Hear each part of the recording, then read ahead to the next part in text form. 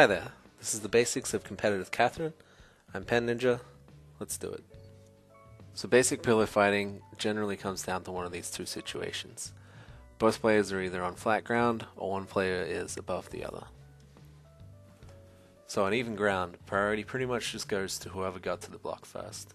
If both players both hold inwards, whoever pressed inwards first will generally win. When a player hits on even ground, the opponent will fall down to the block below. If there is no block below, the opponent will grab the ledge instead. When one player is higher than the other, because you can't hit upwards, the player on the top block is generally at an advantage. The player on the bottom does have some options, but running directly at the player on the top is definitely not the right idea. Falling down onto a player from above causes them to fall down onto a lower block. The difference between this and just hitting a player from the same level is that if there's no block to fall onto, they'll just fall off the edge of the stage. You can definitely kill an opponent like this. It's also good to note that if a player falls onto a block below from this situation, they'll be in more recovery than they would have been had you just hit them from the side. Also note that while you won't grab the ledge immediately below you, you will grab something a little bit further down if there is something there. Running on from the previous topic, if you jump onto your opponent, because of the increased amount of recovery that they're in, there's generally enough time to jump onto them again. You can continue doing this as long as your opponent is only falling down by one block. This is a good way to take your opponent down multiple levels and is almost a true combo. You can't get out of this simply by running left or right. A good way to kill your opponent is to either push or pull the block that they're standing on. This is probably the most basic yet effective thing that you can do while your opponent's above you. It's good to note that you have invincibility while pushing, so once you've started the pushing animation, all your opponent can do is get out of the way. Removing a block from underneath your opponent will cause them to fall. If they're facing a ledge, they'll grab it on the way down. If there's no ledge or block below them for them to grab or land on, they'll fall to their death. This not only applies for blocks that your opponent is standing on, but also for blocks that they're moving to at the time. So getting comboed is scary. Nobody wants that. You can't run left, you can't run right. What do? Because pushing a block gives you invincibility, you actually have the chance to push a block out from underneath a comboing player. Because of the invincibility, we call this a dragon punch, or a DP. This is your best way, or sometimes your only way out, of a situation where another player is just comboing you. See this situation. Blue sheep wants to wait for orange sheep to climb up onto this block, at which point blue sheep is going to stomp on orange sheep and send him downwards.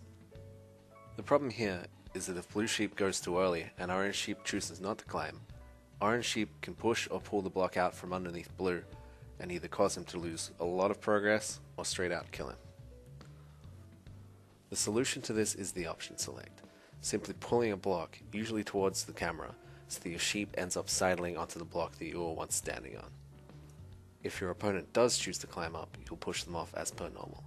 If they choose not to climb, you'll be left in a much better position, simply sidling from where you were before. Sidle defense is strong because of a few reasons. Number one, you're actually occupying a space, which means that the other player can't go into that space.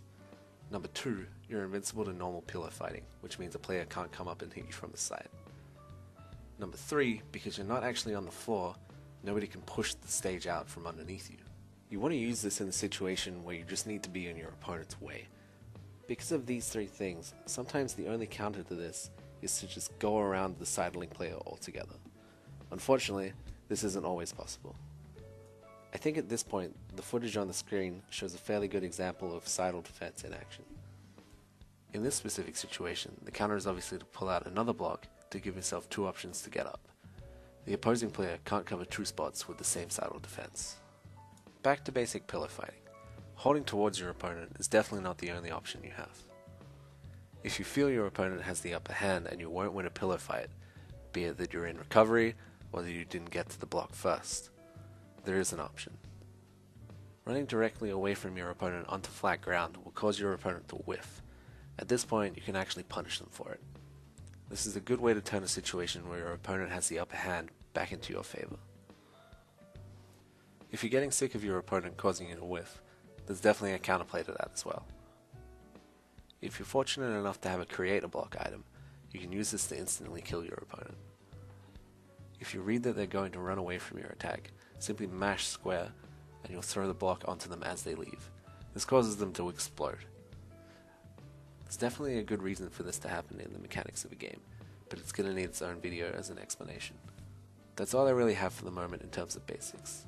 There's a bunch of individual videos coming out very soon that will explain some of the more advanced techniques and concepts within the game. Thanks for watching. Don't forget to share the video and spread the news on Competitive Catherine. I also recommend that you hit up the Competitive Catherine forums. They're a great way to meet other players and spread the scene. I'll leave a link to the boards in the description. Thank you.